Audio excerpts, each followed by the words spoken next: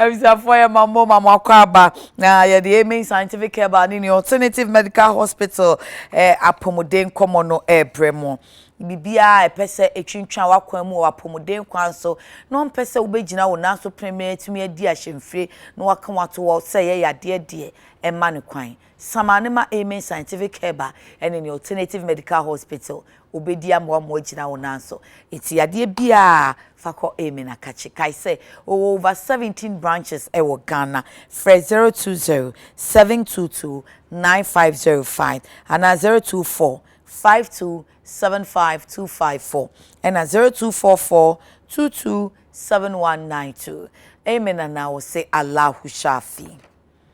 And ye kasa de afa depression ne ho enti ye say health implications of depression na sa depression yi se opania be ne be bisa se eye yade eno so ka pomuden hawo ne ho ye nka ne sen so ye se na sen no e wo Ghana papa de wa won sunsun so ate wo bobo wa ye bosa wo nyare wonte apo wo hu se bibi so eye no nchese wono akasa wase I say me feel fine me tete to me hu adekodi apotia me tete asem bi hye me so asem bi hye me kra so nchese ye se ye peretofa ba Oba na asia ba be si depression na so ye se Ghana no wuyi enipa du bia emu ennan eko enum no eya wo sa depression ni ebi na eno so kra ewiase afa na nyina disability ahodo ya esie no ewo etomu son kese pa tini ya pese ebisa depression no yare wo ho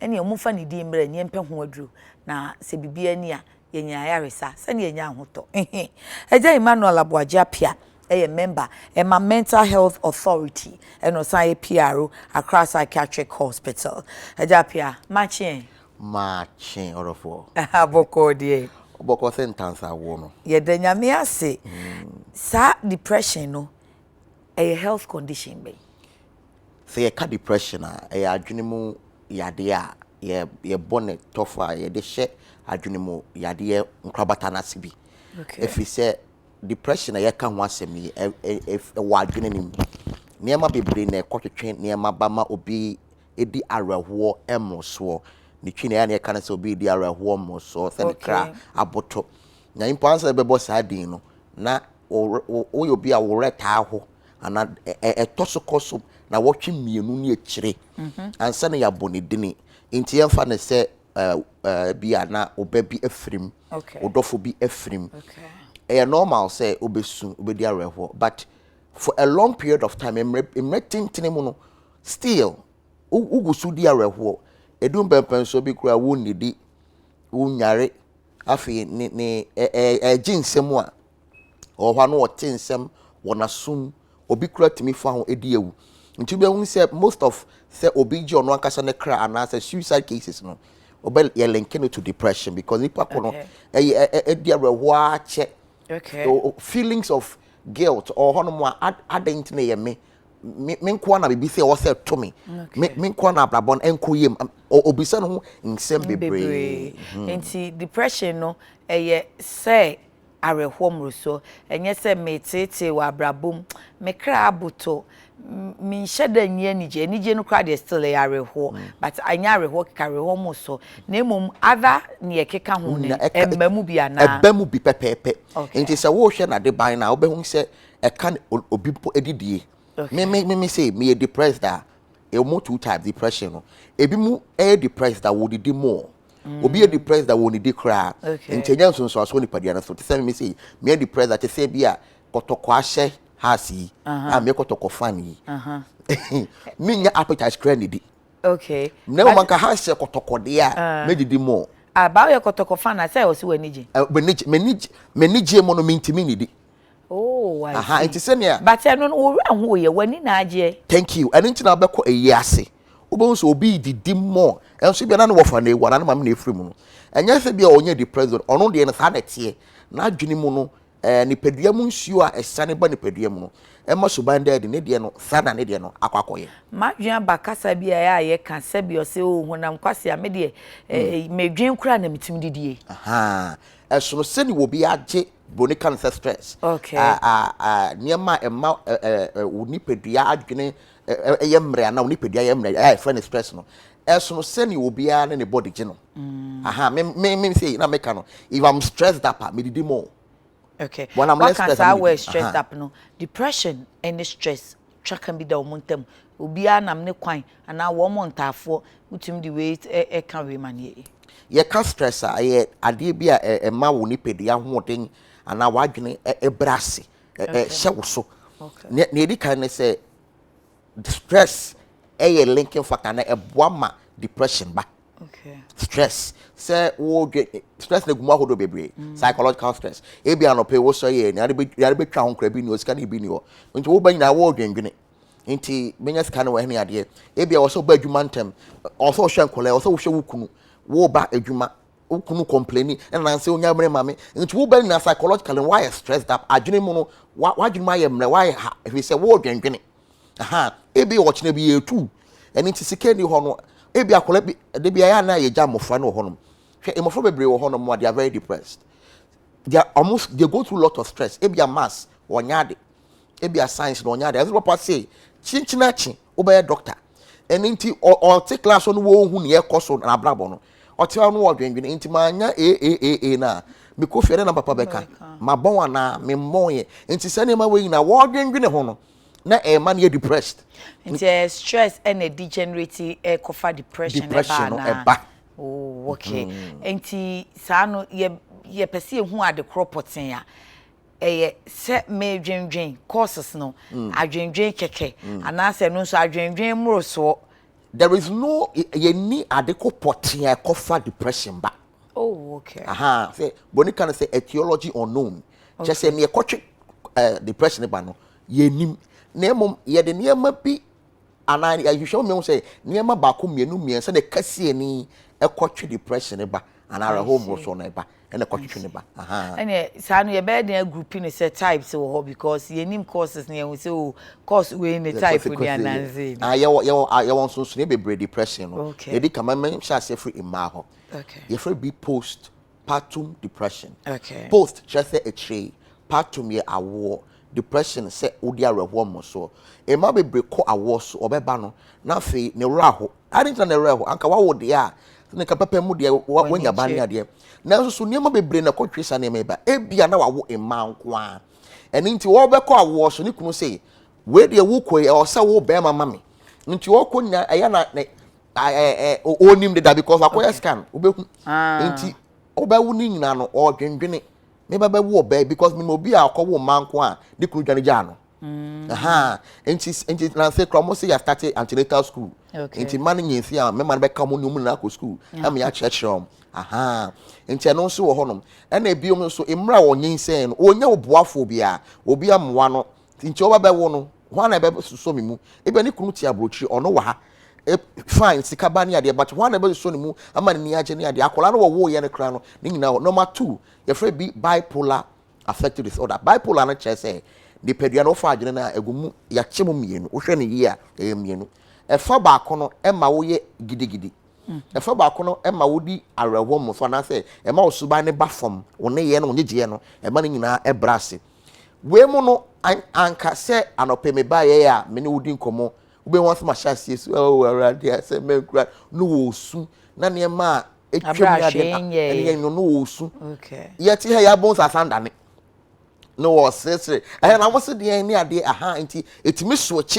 at giving times ni ade ye was seasonal affective disorder and also de say hamatan ba ye ebi musu sesa okay nso bremu obi susu suban den etimi sesa ono ne weather no na eko one weather no ene eko ye was psychotic depression or say cause psychosis and ema miensa na ehwe hallucinations illusions delusions say cause hallucinations are niema eni ho nanso hu wote utimi taste utimi feel sane ma wen na ye hallucinations and into no emra obi di areho mo so na ebia ne bibia firim no o ho no mo a o se ohun sa dofo no wu ye no waba betwam oh ha wase wotene ne oho no mo e bia ono kwate ho no mo no we se na no adan ya baby de nanum sane ma wen na hallucination illusions say misinterpretation of external stimulus nya me kan ne say utimi dash na wo so da so obi yire woni bete no na bia tade bi san unta ye wo so obi gina ho na obi gina ho illusion and into obi dia home so to me do point bi a ohun obi a otimi obi se obi ma no. Okay. And illusions no. And delusions are fixed false beliefs. Eye nipa trimu supo bi eda ye trimu a eye drinks obesa. Enti obi e dia home so to me do stage bi a otimi catch and ho say me de me mfata. Obi na eye me. Na ne oyem na ye me na we me wo fa we ni eden. Oye yen ye me na we. Na eye no. Na sa nipa na oye depressed no. Ohun say oye depressed ana. Epempi nipa bebre yare a omo ya aware. Okay. Ebi mu so nya aware. Eguma hodo bebre. Enti se obi e depressed ono kasa timi se me diare hodo. Nanso so eya na we fe be self will. So no kasa be boa ne ho no. Opepa na ode be free mu no. Eya na eni ho ema no. Enti most often ebi mu timi hu se ne ekoso na ebi mu so de omo hu kra. Enti oba hospital ne assessment etimi hu. Ne atro bi se insight unknown. They say on back no one go nim near cost ye no. Okay. Nti obeden hu say sa say na ye me ana we na ye. Near di kind asema de be e kan say nipa bia what na why say wa wusu ne wo ban sibia wote. Ebia the whole of this week wo share pe bia na obu afu. Obi anka but naturally obu taifu. Say etoso koso ne ade apɛ ho asɛm ka. Okay. Nti de bia me ka say the extremities of behaviors. Subambi eda ne dia ebru so bia no. It's a cardinal sign say bibi koso ya adwene ma enwo se koso. Ene nti ye nyina dia reho ba wo dia reho no emroso. Okay. Ye nyina ye nige ba obitimi nige saa no ofam di sebe niam eye niam ehu hia. Okay, no di kwa say. It's extreme extreme of behavior. Okay, ye won crofobia ebia abrabomu situation na bibi ntema onum ye at risk. Some be depressed ana. No kwasem ne say ye fa niam ekotwetwe depression ba abrabomu nsem no ye one. Enti wo hwe obi ate say anope waka hospital ye ne labs oba ya doctor say ohima me pacho wenya HIV AIDS. A wonim say wonu wokunu na te. Wa wonim say wonkotwa fa okunu achi. Okay. Ne abo HIV is atoso. Otimi depressed. Ebi a wuti fie wonim say okunu ka che say dan ya say me am fie matone ade afa ba ya police woni afojafo no gina wo fie ne nimi. Ei anase o tu kwan na woni so beti we say wonya accident. Bo hwa won sa ne hoyi. Ye twa won sa no. You get depressed. See yes skin ni ade obi akokra ne aka say wonya cervical cancer na kokrambia to ni pedium kra no. Otimi depressed enti niam be break it make a kese ni e mo bi timi di arawo mo so ye ka ho asemi. I see. Afi yemra asemti pone so. Uye depressed ni health implications any say. Ne di kan enya nsusu aso no oni pedua so. Okay. Esan say wo ye depressed enti no na make no. Say me say I me didi more no it means that I may gain weight. Me didi I may gain weight. Who gain weight na kan who say who abenya high BP. Obi be kosro obetime ya diabetes nya de omo ndidi no omo su hwan usu hwan na odo mpemu yemre moje wo se de fosa ne ko de pedua mu no so no na so tia na eden ete omutimi nya fainting attacks ebi mu kratimi twahwe no wawu ne nyina wo honom efa ebiom so ne fa bi no so ne pedua na kasa so no wo hye se bi adwene no ye adwuma the more wo ye depressed no na afi efa bi suicidal thoughts ebem wonya adwene mopo bi se menya mekumi ho menya meyi me ho afre wiase fre se media reho mo so bi ani wa metimi ne din komo amane a mekumi menya mo bia mfre baabia ene ntino obetimi na adwene se obeden ekunu ho afre wiase the more wo dwendwene so timi nya recurrent headaches because wo dwendwene more etipaye timi ni ade ebeden esim ni ade they tend to have risky behaviors because risky behaviors are omusuni omoban na etse ne wo bia on fa hwe ho ene nti wo twaka akwan mu kura na esanse wo di arewo mo so na o dwendwene nti wo twaka o hwe wo bote pam na ka bono ne na munsem kura etimi ye basa ene nti se waware a wo yire no ono ne kuru na wo fi a wo be hu se sibia kono ne ho be ma okra mpemu agrodie no eni ho ene wana se woda ho bote obaade ne koso me de sa efie mpono ene ma bebre eba nipa abrabom ena make esan se wo dwendwene ade no wo be hu se obetimi kra aso gas esi so emre ko wo hu se aso gas no ko na ja atofio atofio ho so a mo be hye nti so many implications are at the brain. Nti e better dealing with depression. Near the kind. So one kasa what na se hwe so ban na wo sese na wo say na be nko ye ma wa. Esan se fedi nti ya na bebre no empeso be bakra psychiatric hospital Pantine. Ana se ankafo. Ni aye ne se hospital akase ne nyina no ye de nkrabata abemben wona omohwe adwuma pomodine ho nsem na den eka. Wo hu fifanso bia wo de kora hospital.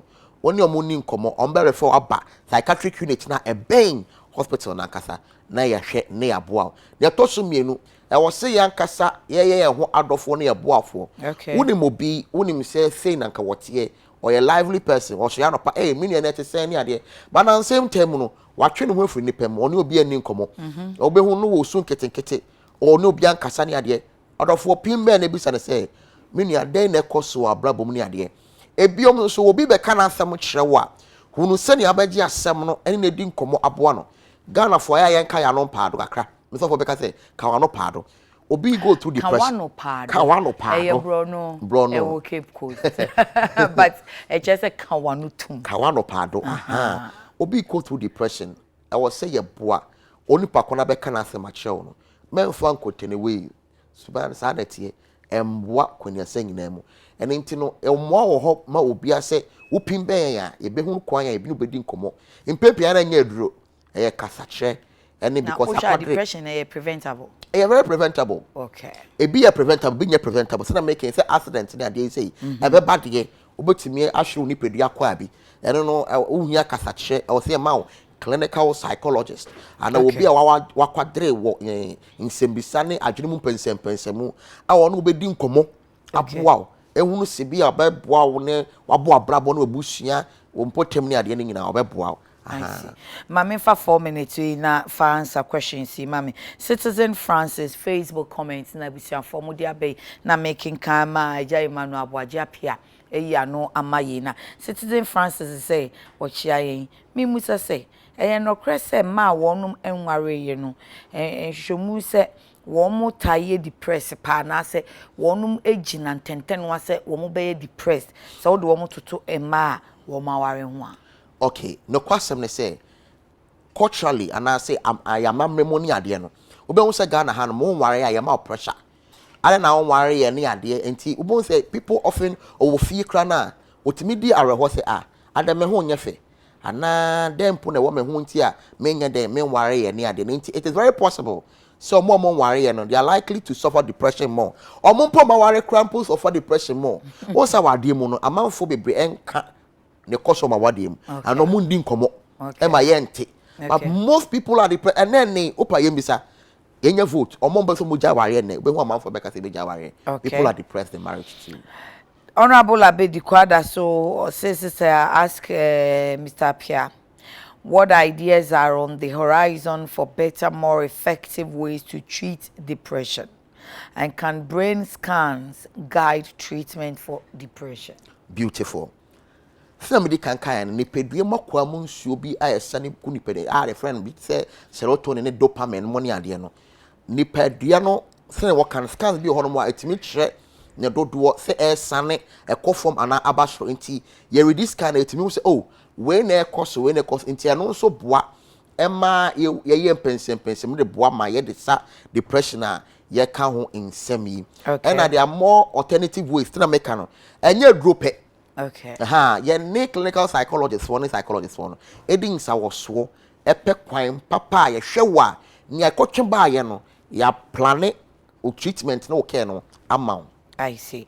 Antonio Biabla de Fiekuma Zongo Takrade. He says good morning to you. The Staya Dr. Emmanuel. Okay, he's Mr. Emmanuel Abuaje Apia. Says what happens when you leave depression untreated? Okay. So depression left untreated can lead to suicide and death. Oh, okay. Can hear because either way, no say when treating yana mechanic, ultimately be psychotic. After who near mouth to tell someone soon after you say kuhu free we say helplessness, hopelessness will be a mwame wonkwa na wo wi ase ne ade no so timi lead to death. Okay. Empress Bakopena says, good morning. God bless you, TV, for this topic. Seriously, or seriously speaking, this condition is really causing problems in the homes, offices, and churches of many people. Please ask your guests that, can depression cause jealousy, hatred, insult, always casting minds back to past issues, and can't forgive? And then obviously the last resort, committing suicide. Yes, and any friend delusions no. Okay. Adwenimpo bi a wonya enya papa. If we say ebeya wo say obi na eye o. Ebeya wo say asa wabrabo na nko so nti wo bi a utimi jealous. And nti ni nyina ma etimi ebam emira obi di areho mo so na you very possible, and obviously will lead to suicide. So obi ojo no ankasa na cry if one insem. This is the final question. John Neil Antivander Poy says, on My Health, My Life one time, infertility in men was the topic, and the doctor advised men to stay away from depression as part of preventive measures. Can depression affect fertility? Yes, depression affects senior bema ututu, and now senior busibi obenyin say obakra no. It may affect you. If we say the more you're depressed, no, nipadua mu nsuo a sane ba wo nipadua mekọ wasema niema ekọ nkan no eni ho na making say wasori anopa na yetu o mahia fees niema ebere course obraba mu a wo dwendwene enti eno kra mwa ma obema no kra engina mpo na kawai bibi. Okay. Aha, enti etimi cause infertility. Enti de ebeboa ya ne se yebesi ano kwan ye dada asetena mu na de na yebetumi aya ebema ye nkonya depression na ye nko ye depressed. Na edi kan abrabo na ye bono amafo bebre empe planning e wo se yetimi planning abrabo no e wo se ye ka ye niema ye neji e wo se ye amafo hyeyen eye ne omope won te se ye hye wo se ye bibi ni ade amafo bebre entimi nkasa ye ma people are not being assertive. Say one kasa wutimi kire wa adwene ni ade nti ye na ye tu amafo bosses ni amafo to say one o members and our team wodi subordinates no bua ma huoma adwene ne ade ye so say ye hye ye masom ne ade ne nyina no emboa emma o ma adwene mu abonika assertiveness no enkonkan. Aha Omama ochiame anim na sem ka masomwa. Alright, Emmanuel Abuajapia, or a member of Mental Health Authority, and also a PRO, Emakra Psychiatric Hospital. Or any better as a pass, so by your qua by a coba pa, Ghana and Komono, ever to us.